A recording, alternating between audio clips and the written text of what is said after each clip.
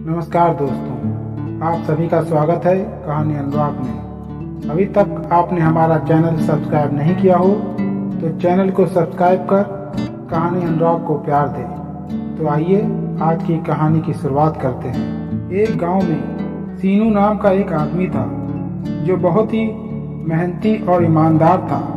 उसके पास बहुत सी गाय और भैंस थी। सीनू इनका दूध बेचकर अपने घर का खर्चा चलाता था। सीनू की गांव के सभी लोग तारीफ करते थे क्योंकि वह शुद्ध दूध बेचता था, लेकिन शुद्ध दूध बेचने से उसका घर खर्च बिल्कुल भी नहीं चल पाता था।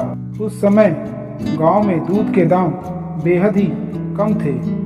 इसकी वजह से उसकी बीवी से कई बार लड़ाई भी हो जाती थी। एक दिन सीनू का साला अपनी बहन से मिलने घर आता है। जब उसकी मुलाकात अपनी बहन से होती है तो वह उदास रहती है, तो वह उससे पूछता है, बहन तुम उदास क्यों हो? बहन कहती है, तेरे जीजा बड़े ईमानदार हैं, इसकी वजह से हम ज़्यादा पैसे नहीं कमा पाते। साला कहता है, दीदी तुम चिंता मत करो, मैं जीजा को एक ऐसी युक्ति दूंगा जिससे घर में खूब पैसा आएगा। साला अपने जीजा से मिलता है और उससे कहता है, तुमने अपनी ईमानदारी से आज तक क्या कमाया है? ना तुम्हारे पास अच्छा घर है, ना दीदी के पास कोई गहने हैं, ना तुम्हारे पास अच्छे कपड़े हैं और ना ही गाड़ी है। हमारे दोस्त सीजन को देखो, आज वह कितना मालदार है। जीजा साले से कहता है, तो मैं क्या करूं कि मैं भी पैसे वाला बन जाऊं?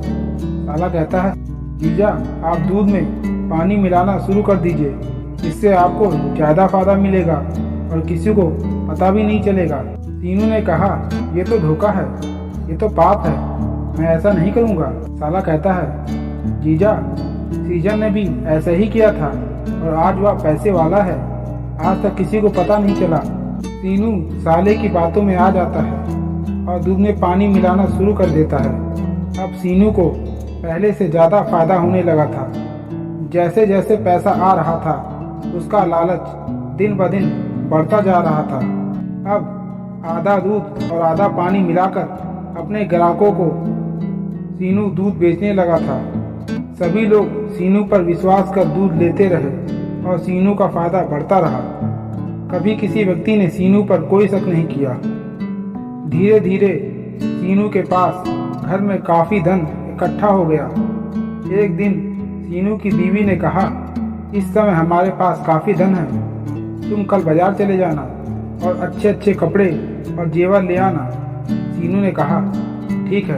अगली सुबह सीनू ने धन को एक पोटली में बांधा और बाजार जाने के लिए तैयार होने लगा। तो सीनू की बीवी ने उसे खाने का कुछ सामान एक दूसरी पोटली में बांध के दे दिया ताकि जब भूख लगे तो रास्ते में सीनू खाना खा सके। सीनू दोनों पोटली को लेकर बाजार की ओर चल दिया। रास्ता बहुत ही लंबा था और धूप भी काफ़ी हो रही थी। सीनू चलते चलते बहुत थक गया तो उसने सोचा क्यों ना थोड़ा आराम कर लिया जाए। रास्ते में ही एक तालाब था जो हरे भरे पेड़ों से घिरा हुआ था। सीनू वहीं एक पेड़ के नीचे आराम करने के लिए लेट गया। थकान की वजह से सीनू को नींद आ गई। जब कुछ देर बाद सीनू उठा और सोचा, चलो अब बाजार चलते हैं, कहीं ऐसा ना हो कि आने जाने में देर हो जाए। तो उसने देखा कि उसके पैसों की पोटली गायब है। वह परेशान होकर इधर उधर भागने लगा। तभी उसकी नज़र तालाब के किनारे एक बंदरों के झुंड पर पड़ी। उसने देखा तो एक बंदर पोटली को लिए हुए था। सीनू जब उस बंदर की तरफ दौड़ा तो बंदरों का झुंड उसे काटने को दौड़ा। सीनू डर गया। तभी वह बंदर जिसने पोटली ली थी वह एक पेड़ पर चढ़ गया और पोटली खोलकर सिक्के पानी में फेंकना शुरू कर दिया। जब सीनू ने उस बंदर पर ईंट मारी तो बंदर कुछ सिक्के तो सीनू पर फेंका तो कुछ सिक्का पानी में। जो सिक्के जमीन पर गिरे उसे तो सीनू ने उठा लिया, लेकिन बाकी सिक्के जो पानी में गिरे वह उसे नहीं पा सका।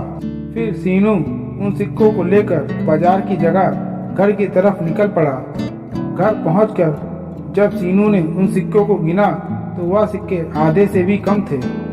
अब वह अपना माथा पीटने लगा और कहा, पानी की कमाई तो पानी में ही चली गई। दोस्तों, इसलिए कहते हैं ईमानदारी की कमाई में ही बरकत होती है, चोरी का पैसा मोरी में ही जाता है। दोस्तों, आशा करता हूँ कि ये कहानी आपको पसंद आई होगी। अगर ये कहानी आपको अच्छी लगी हो तो चैनल को सब्सक्राइब जरूर कर दें, ताकि हमारे हर वीडियो की नोटिफिकेशन सबसे पहले आपको मिल सके।